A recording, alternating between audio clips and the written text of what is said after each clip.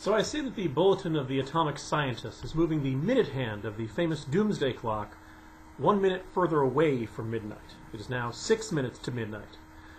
Surprised me a little bit, and apparently their explanation was that we are poised to bend the arc of history towards a world free of nuclear weapons. Gentlemen, perhaps you haven't picked up a newspaper or magazine in the past 5-6 years, but I couldn't help but notice. I'm going to take a look at the map behind me. Here are the Iranians, and they're working on a nuclear program. They say it's not about weapons, but I'm a little skeptical of that.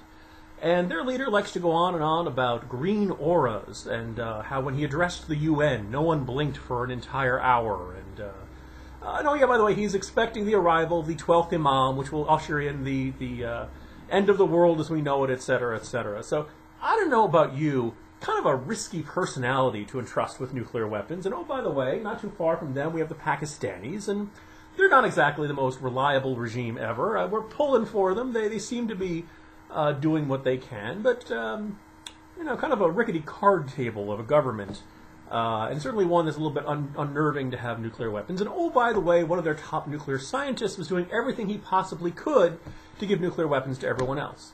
On a separate map, you have the North Koreans, and they seem, you know, to be setting off things. Maybe their weapons are duds, but certainly that's a little bit unnerving. But the idea being that once the Iranians get one of these, well then obviously, look, I spent 2 years in Turkey. I know the Turks are going to want one of those. The Saudis are going to feel unnerved, and they're going to want a nuclear weapon of their own. And also over in this part of the map, you can see Egypt, and they're going to want them. So, you have, oh, and oh, by the way, smack in the middle of all these, surrounded by hostile states, is Israel. No one officially says whether they have nuclear weapons, but I think it seems safe to say that they're pretty good with science, and they have a whole bunch of submarines. There's talk about if Tel Aviv suddenly gets wiped off the map, they can do the same to their enemies. So you have an arms race in terms of nuclear weapons in the Middle East. Guys, this is not when I would be moving that minute hand back. I'd be moving it a little further forward. But no, we're poised to bend the arc of history. I hope they're right.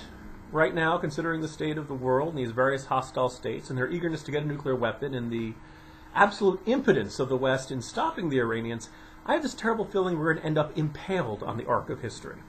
Hopefully I'll be wrong.